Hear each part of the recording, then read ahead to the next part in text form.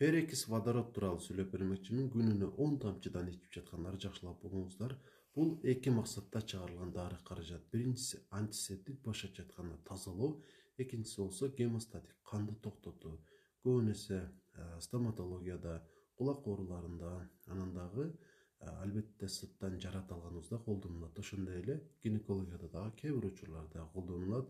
Башка эч кандай мунун колдонулуу ыкмасы жок адамга. Өндүрүштө анан дагы башка тармактарда дагы албетте колдонулат. Анан эгерде аны иче турган болсок, сөзсүз түрдө биз үчүн зыяндуу. Мен муну сиздерге эскертишим керек. Эгерде адам бир учурда 3 грамм иче турган болсо, аны өлүмгө чейин алып барышы толук ыктымал.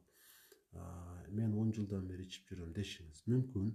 Албетте кээ бир адамдардын организми күчтүү болот. 10 жылдан бери спирт ичимдиктен ичип жүргөн адамдар деле бар. 20 жылдан бери тамак чегип жүргөн адамдар деле бар. Кээ бир ошол зыяндуу деп эсептелген нерсенин зыянын биз качан гана ден соолугубуз талкаланганда сезебиз. Мисалы, өпкөбүз рак болмойын же болбосо өпкөнүн иштөө мүмкүнчүлүгү өтө азайып кетмейин, биз ушул тамакинин зыянын сезбейбиз. Качан гана боорубуз же уйку безибиз бизге кызмат кыла албай калганда гана ушул спирт ичимдиктердин зыянын сезебиз. Качан гана 10 кадам баскан сайын чарчай турган болуп калганда гана ушул ашчы салмактын зыянын сезебиз. Ага чейин эч нерсеге көңүл бурбайбыз. Ден соолук бул түбөлүктүү нерсе сыяктуу ага мамиле жасайбыз.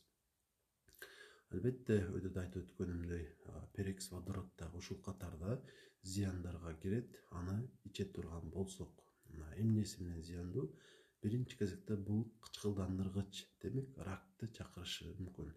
Анан кызыл өңөчтөн тарта ашказан жана ичегилерди күйгүзүп коет. Демек аларды сезгентет. Сөзсүз түрдө ал жерде калыбына келбей турган өзгөрүүлөр пайда болот. Калыбына келбей турган өзгөрүүгө демек врач дагы жардам бере албай калат деген сөз. Ошол себептүү тыянак чыгарыңыздар.